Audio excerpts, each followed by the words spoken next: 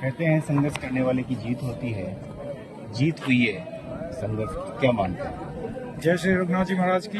मैं ब्रिगेडियर भूपेश, मैं छतरी और मंदिर के उसी मूल स्थान से आपसे बात कर रहा हूं।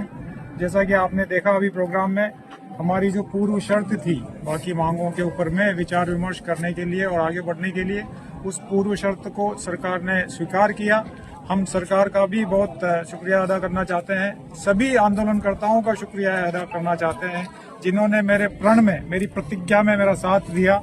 मातेश्वरी ने हमारे ऊपर कृपा की और हमें विजय मिली और छतरी का भूमि पूजन होकर, शुद्धिकरण इस स्थान का होकर वापस से आज आरंभ हुआ है। इसकी मुझे बहुत खुशी है।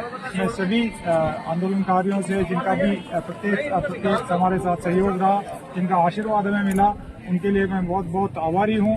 आशीर्वाद बना रहे, हम इसी प्रकार से अच्छा कार्य समाज और देश के लिए करते रहेंगे। बहुत धन्यवाद आपसे। एवरेस्ट फतेह करने के बाद में बूंदी में जो मांग थी उसको भी फतेह कर दिखाया। जैसा श्रीमान ने पूछा कि वो मेरा बैकग्राउंड जानते हैं कि मैं एवरेस्ट पर्वत ने भी मेरे ऊपर कृपा की थी और मैं उस पर बूंदी का और अपने देश का झंडा लहरा पाया था।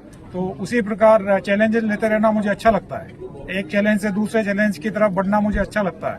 लड़ाई करते रहना धर्म के लिए, देश के लिए, समाज के लिए मुझे अच्छा लगता है।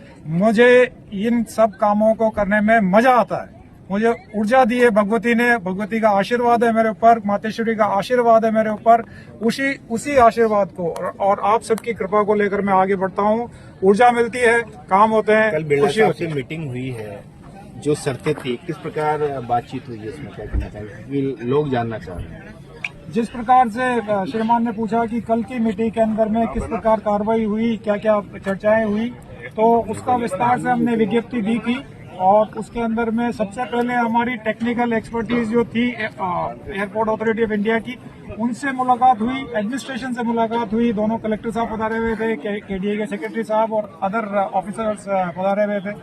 सभी से बड़े सौहार्दपूर्ण वातावरण में बात हुई। हमारे पास में टेक्निकल एक्सपर्ट्स भी थे। उन एक्सपर्ट्स के साथ में हमने इन सब चीजों को बहुत अच्छे से सभी को एक्सप्लेन कर पाए कि किस प्रकार से टेक्निकली ये पॉसिबल है कि इसका हम तकनीकी समाधान ढूंढकर इस छतरी को पुनः यहीं स्थापित कर सकते हैं।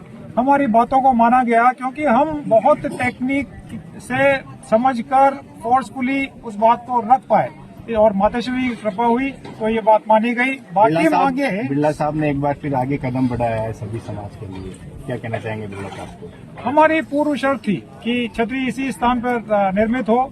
सभी उस शर्त को सुनकर, वैसे भी जैसा कि आपको पता है कि ये छतरी बहुत दुर्भाग्यपूर्ण था। इस छतरी को इस प्रकार से खंडित किया जाना, टूटना, ध्वस्त किया जाना नहीं होना चाहिए था। इसकी जरूरत ही नहीं थी। तो इसलिए सभी का हमारे प्रति एक अपनापन था। हमारी बात को भावुकता से, हमारी भावुकता को भी, हमारे समाज की भावुकता को, इस क्षेत्र की भावुकता को, पूरे देश की भावुकता को, और जो भी इस आंदोलन से जुड़े हुए लोग, उनकी सब भावुकता को सभी लोग समझ रहे थे। इवन कलेक्टर साहब जो हैं, डॉक्टर साहब, उन्होंने भी अपना ये व्यक्त किया कि भाई मुझे भी पूरा। सो सारी मांगों के ऊपर में विचार विमर्श चल रहा है। सारी मांगे पूरी करवाने के लिए एक हिज हाइनेस कोटा की अध्यक्षता में एक टीम का गठन किया जा रहा है। अब हिज हाइनेस कोटा इन सभी मांगों के ऊपर में सरकार के साथ में बातचीत कर और आगे बढ़ाएंगे। धन्यवाद श्रीमान।